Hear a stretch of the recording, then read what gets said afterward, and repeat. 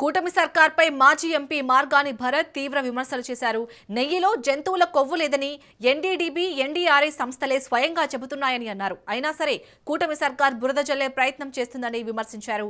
దేవుని ప్రతిష్ట మంట కలుపుతున్నారని మండిపడ్డారు.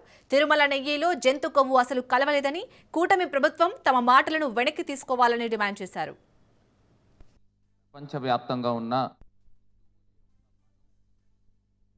మహాప్రసాదాన్ని రాజకీయాలకు వాడుకుంటూ ఎంత భ్రష్టు పట్టిస్తూ ఉన్నారనేది మనకు కనబడతా ఉంది. చంద్రబాబు నాయుడు గారు గడిచిన సంవత్సరంన్నర కాలం నుంచి కూడా తిరుపతి మహాప్రసాదాన్ని జంతువులకు కలిసింది అని పదే పదే చెప్పి ప్రపంచవ్యాప్తంగా ఉన్న హిందువుల యొక్క మనోభావాలు దెబ్బతీసే విధంగా ఆయన చేసిన కార్యక్రమం. సుప్రీంకోర్టు సిట్ని ఫామ్ చేసి మరి ఆ రిపోర్ట్స్ ఇచ్చిన తర్వాత కూడా ఇవాళన్న రోజుకి కూడా చంద్రబాబు నాయుడు గారు కానీ లేకపోతే డిప్యూటీ సీఎం పవన్ కళ్యాణ్ గారు కానీ జంతువులకు కలిసిందని ఎంత అపచారం చేస్తూ ఉన్నారు.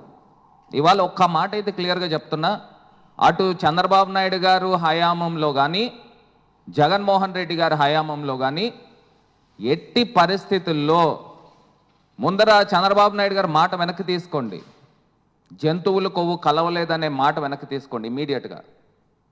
ఎందుకు మన కలియుగ వైకుంఠుణ్ణి సాక్షాత్తు శ్రీ మహావిష్ణువు అయిన వెంకటేశ్వర స్వామి ప్రసాదంలో అసలు మీకు నోరు ఎలా వస్తూ ఉంది జంతువుల కొవ్వు కలిసిందనే పదం మాట్లాడడానికి? ఒక పక్కన ఎన్డీడీబీ, ఎన్డీఆర్ఐ రిపోర్ట్స్ క్లియర్గా మనకు కనబడతా ఉన్నాయి, అందులో ఏ రకమైన జంతువుల కొవ్వు లేదని. ఇంకా ప్రజల్ని ఏమార్చే కార్యక్రమం చేస్తూ ఉన్నారు.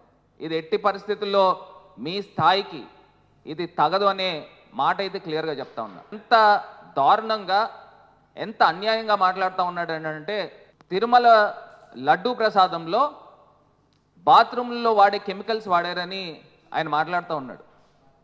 అసలు మీది నోరా లేకపోతే ఇంకేమన్నా అనాలా అని అడుగుతా ఉన్నా.